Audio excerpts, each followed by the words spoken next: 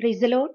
ഹെൽമിലോടുന്ന YouTube ചാനലിലേക്കും Facebook പേജിലേക്കും എല്ലാവർക്കും സ്വാഗതം. ഞാൻ ബെൻസി.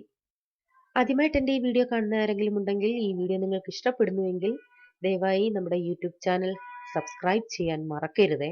പലരും പറയുന്നുണ്ട് നോട്ടിഫിക്കേഷൻ കിട്ടുന്നില്ല എന്ന്. എനിക്കും മനസ്സിലാകുന്നില്ല എന്താ റീസൺ എന്ന്. യൂട്യൂബിന്റെ എന്തോ സെറ്റിംഗ് ആയിരിക്കാം, എനിക്കറിയില്ലത്. അപ്പോൾ നിങ്ങൾ സബ്സ്ക്രൈബ് ചെയ്തവർ അതിന്റെ തൊട്ടടുത്തുള്ള ബെൽ ബട്ടൺ കൂടി പ്രസ് ചെയ്ത് ഒന്ന് ആക്ടിവേറ്റ് ആക്കണേ. അപ്പോൾ ഞാൻ എപ്പോൾ വീഡിയോ ഇട്ടാലും നിങ്ങൾക്ക് അതിന്റെ നോട്ടിഫിക്കേഷൻ കിട്ടും. നിങ്ങൾ പലരും എൻ്റെ ഡെയിലി റുട്ടീൻ്റെ വീഡിയോ ചോദിച്ചിരുന്നു. ഞാനിപ്പോൾ ഡെയിലി റുട്ടീൻ 3 വ്ളോഗ് ഇട്ടിട്ടുണ്ട്. അത് നിങ്ങൾ നല്ല രീതിയിൽ സപ്പോർട്ട് ചെയ്തു. അതിനൊരായിരം നന്ദി. ഇന്നത്തെ നമ്മുടെ വീഡിയോ കപ്പ ബിരിയാണിയാണ്. ഞാൻ കഴിഞ്ഞ വ്ളോഗിലും പറഞ്ഞു, ജനീഷ കണ്ടിന്യൂസ് ചോദിച്ചുകൊണ്ടിരിക്കുന്ന ഒരേ ഒരു റെസിപ്പി ഇതാ. അപ്പൊ ഇതിനെപ്പറ്റി പറയുകയാണെങ്കിൽ വലിയൊരു സ്റ്റോറിയാ. കാരണം ഞങ്ങൾക്ക് ഇവിടെ കപ്പ വരുന്നത് ബുധനാഴ്ച, ഞായറാഴ്ച. അപ്പൊ 2 പ്രാവശ്യം ഞാൻ ബിരിയാണിക്ക് വേണ്ടി കപ്പ മേടിച്ചു. ഈ 2 പ്രാവശ്യത്തെയും കപ്പ നന്നായിട്ട് വേവുന്നതല്ല. വീഡിയോ എനിക്ക് പകുതിക്ക് വെച്ച് നിർത്തേണ്ടി വന്നു. കാരണം തിളച്ചു കഴിയുമ്പോൾ നമുക്കറിയാലോ ഇത് വേവുമോ ഇല്ലയോ എന്ന്.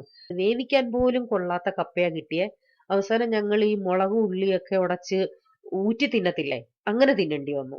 ഏതായാലും മൂന്നാമത് കിട്ടിയ കപ്പ നന്നായിട്ട് വേവുന്ന കപ്പയാ. അപ്പോൾ എനിക്ക് ബീഫ് കിട്ടിയില്ല.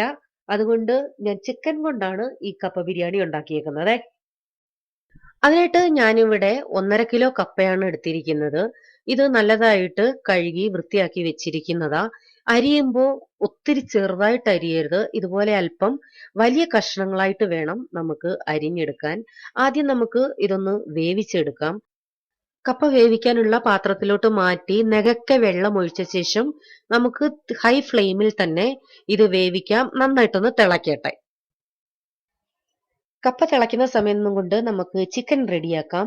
ഞാനിവിടെ 1.5 കിലോ ചിക്കൻ തന്നെയാണ് എടുത്തിരിക്കുന്നത്. ചിക്കൻ എടുക്കുമ്പോൾ ശ്രദ്ധിക്കണം, എല്ലോട് കൂടി തന്നെ വേണം, അല്ലെങ്കിൽ നമ്മുടെ കപ്പ ബിരിയാണിക്ക് ടേസ്റ്റ് കാണില്ല. അപ്പോൾ എല്ലും മാംസവും ഉൾപ്പെടെയാണ് 1.5 കിലോ ഞാൻ എടുത്തിരിക്കുന്നത്. ഇത് നന്നായിട്ട് കഴുകി വൃത്തിയാക്കിയ ശേഷം ഇതൊന്ന് നമുക്ക് മാരിനേറ്റ് ചെയ്ത് വെക്കണം. അതിനുവേണ്ടി 3/4 ടീസ്പൂൺ മഞ്ഞൾപ്പൊടി, 6 ടീസ്പൂൺ മുളക് പൊടി, ഞാനിവിടെ കാശ്മീരി മുളക് പൊടിയാണ് എടുത്തേക്കുന്നത്, 6 ടീസ്പൂൺ മല്ലിപ്പൊടി, 3/4 ടീസ്പൂൺ കുരുമുളക് പൊടി, ആവശ്യത്തിന് ഉപ്പ്, 1 ടേബിൾ സ്പൂൺ വെളിച്ചെണ്ണ. ഇതിത്രയും ഇട്ട ശേഷം നമ്മുടെ കൈകൊണ്ട് തന്നെ നല്ലതുപോലെ ഇളക്കി യോജിപ്പിക്കണം.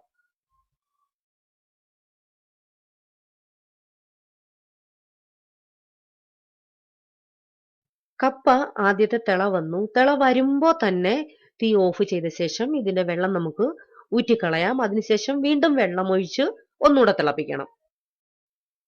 രണ്ടാമത്തെ വെള്ളം ഒഴിച്ച ശേഷം കപ്പ നന്നായിട്ട് തിളച്ചു. ഞാൻ സാധാരണ കപ്പ വേവിക്കുമ്പോൾ 2 പ്രാവശ്യം വെള്ളം ഊറ്റാറുണ്ട്. കാരണം കപ്പയ്ക്ക് ഒരു കട്ടുണ്ട്. ഒന്ന് ഊറ്റിയാ എടുക്കുന്നത് എങ്കിൽ ആ കപ്പയ്ക്ക് ഒരു കയ്പും കാണും, ചെറിയൊരു ടേസ്റ്റ് വ്യത്യാസവും കാണും. പക്ഷെ 2 ഊറ്റുമ്പോൾ ആ പ്രശ്നം കാണില്ല. ഇതിപ്പോ നമ്മുടെ കപ്പ നന്നായിട്ട് വെന്തു. ഇനി നമുക്കിതിലേക്ക് ലേശം ഉപ്പ് ചേർത്ത ശേഷം ഒന്ന് ഇളക്കിയിട്ട് ഈ വെള്ളം നമുക്ക് ഊറ്റിക്കളയാം. ഉപ്പ് ഒത്തിരി ആയി പോവരുത്, കാരണം നമുക്ക് ചിക്കനകത്തിട്ടും ഇളക്കാനുള്ളതാ. അതിന്റെ ഉപ്പും പിടിക്കും. അത് കണക്കാക്കി ഇടാവേ. മീഡിയം സൈസിലെ 7 സവാള എടുത്തിട്ടുണ്ട്. ഇതുപോലെ 2 കഷണം ഇഞ്ചി, പിന്നെ ചെറുതും വലുതുമായിട്ട് ഒരു 25 അല്ലി വെളുത്തുള്ളി എടുത്തിട്ടുണ്ട്. അതായത് 2 കുടം വെളുത്തുള്ളിയാണ് ഞാൻ എടുത്തേക്കുന്നത്. നമുക്കിതിന് ഇച്ചിരി മസാല കൂടുതൽ വേണം, കാരണം കപ്പയ്ക്കകത്തോട്ട് ഇളക്കാനുള്ളതാണല്ലോ. ഈ വെളുത്തുള്ളി ഇഞ്ചിയും നമുക്ക് പേസ്റ്റ് ആക്കണം. ഇനി നമുക്ക് ചിക്കൻ കറി വെക്കാൻ തുടങ്ങാം. ഞാൻ വലിയ കുക്കറാണ് എടുത്തേക്കുന്നത്. ഇതിന് 2 ഓപ്ഷൻ ഉണ്ട്. നിങ്ങൾ കപ്പ വേവിക്കുന്നത് വലിയ കലത്തിലാണെങ്കിൽ ചിക്കൻ കറി വെന്ത ശേഷം അതിലേക്ക് ഇട്ടിളക്കാം. അതല്ല എന്നുണ്ടെങ്കിൽ ചിക്കൻ കറി വലിയ പാത്രത്തിൽ വെക്കുന്നുവെങ്കിൽ കപ്പ ഇതിനകത്തോട്ട് തട്ടിയിട്ടാലും മതി. അപ്പൊ അത് നിങ്ങളുടെ ഇഷ്ടമനുസരിച്ച് എടുത്തോണേ. ഇനി ഇതിലേക്ക് ഒരു 2 ടേബിൾ സ്പൂൺ എണ്ണ ഒഴിക്കാം. ഞാൻ വെളിച്ചെണ്ണയാണ് ഒഴിച്ചേക്കുന്നത്. വെളിച്ചെണ്ണ ഒഴിച്ചാൽ നല്ലൊരു നാടൻ ടേസ്റ്റ് കിട്ടും. അതില്ല എങ്കിൽ സൺഫ്ലവർ എടുക്കാം. എണ്ണ ചൂടായ ശേഷം അതിലേക്ക് കടുക് ഇട്ട്, കടുക് പൊട്ടിയ ശേഷം അതിലേക്ക് സവാള ഉള്ളി ചേർക്കാം. എന്നിട്ട് ഒന്ന് നല്ലതുപോലെ ഇളക്കി യോജിപ്പിച്ച ശേഷം അതിലേക്ക് നമ്മൾ അരച്ചു വെച്ചിരിക്കുന്ന ഇഞ്ചി വെളുത്തുള്ളി പേസ്റ്റും കറിവേപ്പിലയും കൂടി ചേർത്ത് നന്നായിട്ട് ഇളക്കി യോജിപ്പിക്കണം. ഇതിലേക്ക് ലേശം മഞ്ഞൾപ്പൊടി കൂടി ചേർക്കാം. നല്ലതുപോലെ ഇത് വയളണം. സാധാ നമ്മൾ ചിക്കൻ കറി വെക്കുന്നത് എങ്ങനെയാ അതുപോലെ തന്നെ സവാള നന്നായിട്ട് വഴണ്ട് കിട്ടണം. സവാള മുക്കാലും വഴണ്ടു. ഇനി അതിലേക്ക് നമുക്ക് ലേശം തേങ്ങാക്കൊത്ത് ചേർക്കാം. ഇത് തേങ്ങാക്കൊത്ത് ഇഷ്ടമുള്ളവർ മാത്രം ചേർത്താൽ മതി, നിർബന്ധമില്ല. പക്ഷെ നല്ല ടേസ്റ്റ് ആണ് ഇങ്ങനെ ചെയ്യുമ്പോൾ. ഇത് ഈ സവാളയിൽ ഇടാതെ തന്നെ വേണമെന്നുണ്ടെങ്കിൽ നമ്മൾ മാരിനേറ്റ് ചെയ്യുന്ന സമയത്ത് ഈ തേങ്ങാക്കൊത്ത് ഇട്ട് ഇളക്കി അങ്ങനെ അടച്ചു വെക്കണമെങ്കിൽ അങ്ങനെയും ആകാം. ഇത് ഈ സവാളക്കകത്തിട്ട് നന്നായിട്ട് വഴളണമെന്നില്ല. ഈ ബാക്കിയുള്ള കുറച്ച് സമയം ഇതിനകത്ത് കിടന്ന് നന്നായിട്ടൊന്ന് പിടിച്ചാൽ മതി. ഇപ്പൊ സവാള നന്നായിട്ട് വഴണ്ട് കഴിഞ്ഞു. ഇതാണ് പരുവം. ഇനി നമുക്ക് ഇതിലേക്ക് നമ്മൾ മാരിനേറ്റ് ചെയ്ത് വെച്ചിരിക്കുന്ന ചിക്കൻ ഇട്ട് നന്നായിട്ട് ഇളക്കി യോജിപ്പിക്കാം. ഒട്ടും വെള്ളം ചേർക്കണ്ട, അത് പ്രത്യേകം ശ്രദ്ധിക്കണം. ചിക്കനിൽ ഉള്ള വെള്ളം ഇറങ്ങിക്കോളും. അതല്ല, ഇത് നിങ്ങൾ ഇട്ട് ഇളക്കി ഈ കറി ഒന്ന് ചൂടായ ശേഷം, അതായത് ചിക്കൻ പീസുകൾ ഒന്ന് ചൂടായ ശേഷവും അതിൽ നിന്ന് വെള്ളം ഇറങ്ങുന്നില്ല എങ്കിൽ ഒരു 1/4 ഗ്ലാസോ 1/2 ഗ്ലാസോ വെള്ളം ചേർത്ത് കൊടുത്താൽ മതി. ഇത് നന്നായിട്ട് ഇളക്കി യോജിപ്പിച്ച ശേഷം കുക്കറിന്റെ അടപ്പ് വെച്ച് അടച്ചു വെക്കരുത്. വേറെ ഏതെങ്കിലും അത് കുക്കറിലാണ് വേവിക്കുന്നതെങ്കിൽ വേറെ ഏതെങ്കിലും അടപ്പ് വെച്ച് അടച്ചു വെച്ച് മീഡിയം തീയിൽ ഇങ്ങനെ കിടക്കട്ടെ. മീഡിയം തീയിലിട്ട് വേവിച്ചാൽ മതി. തീ കൂട്ടിയിടരുത്, കാരണം നമ്മൾ വെള്ളം ചേർത്തിട്ടില്ല, അല്ലെങ്കിൽ അടിക്ക് പിടിക്കും. ഇപ്പൊ നമ്മളിത് അടച്ചു വെച്ച് കഴിഞ്ഞിട്ട് ഒരു 5-6 മിനിറ്റ് കഴിഞ്ഞു. ചിക്കനിൽ നിന്നും നന്നായിട്ട് വെള്ളം ഇറങ്ങി. ഞാൻ നേരത്തെ പറഞ്ഞു, ചിക്കനിൽ നിന്ന് വെള്ളം ഈ സമയത്ത് ഇറങ്ങി തുടങ്ങിയില്ല എങ്കിൽ നിങ്ങൾ ലേശം വെള്ളം ഒഴിച്ചു കൊടുക്കണേ. ഇനി ഇതിന്റെ ഉപ്പൊക്കെ പരുവമാണോ എന്ന് നോക്കാം. കുറവാണെങ്കിൽ ചേർത്ത് കൊടുക്കാം. നമ്മൾ ഇതുവരെ ഗരം മസാല ചേർത്തിട്ടില്ല. ഇപ്പോൾ നമ്മുടെ ചിക്കൻ തിളച്ചു. ഇതിലേക്ക് നമുക്ക് ഗരം മസാല ചേർത്ത് കൊടുക്കാം. 2.5 ടീസ്പൂൺ ഗരം മസാല കൂടി ചേർത്തു. ഇനി നമുക്ക് നന്നായിട്ട് ഇളക്കി യോജിപ്പിച്ച ശേഷം വീണ്ടും അടച്ചു വെച്ച് വേവിക്കാം. ഒരു മീഡിയം തീയിൽ ഇട്ടാൽ മതി. തീ ഒത്തിരി കൂട്ടിയിടണ്ട, ഇടയ്ക്കിടയ്ക്ക് ഒന്ന് ഇളക്കി കൊടുക്കണേ. ഒരു 10 മിനിറ്റ് ഒക്കെ കഴിയുമ്പോഴത്തേക്ക് നമ്മുടെ കഷ്ണം നല്ലതുപോലെ വെന്ത് കഴിയും. ചിക്കൻ വേവുന്നതും അത് ചിക്കന്റെ മുറ്റിൽ ഡിപ്പെൻഡ് ആണ്. അതായത് കിളുന്ത് ചിക്കൻ അല്ലെങ്കിൽ മുറ്റിയ ചിക്കൻ ഇങ്ങനെയൊക്കെയുണ്ട്. അപ്പൊ ഞാനിപ്പോ 10 മിനിറ്റ് എന്ന് പറഞ്ഞു, ചിലപ്പോൾ അതിൽ കൂടുതൽ എടുത്തേക്കാം.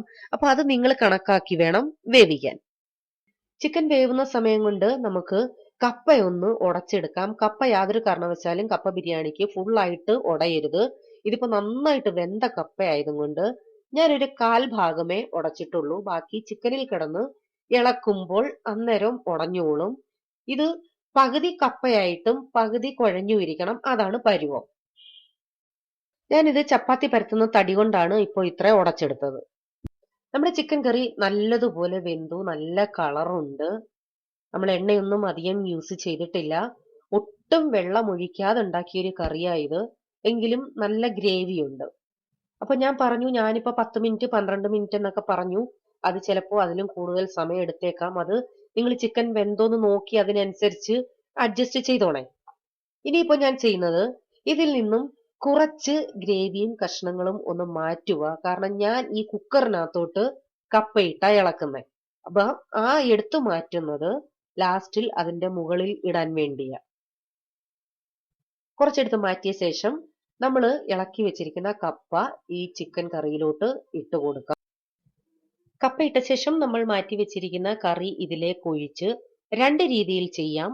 ഒഴിച്ച ഉടൻ തന്നെ ഇളക്കി യോജിപ്പിച്ച് ചെറു തീയിൽ 2 മിനിറ്റ് അടച്ചു വെക്കാം.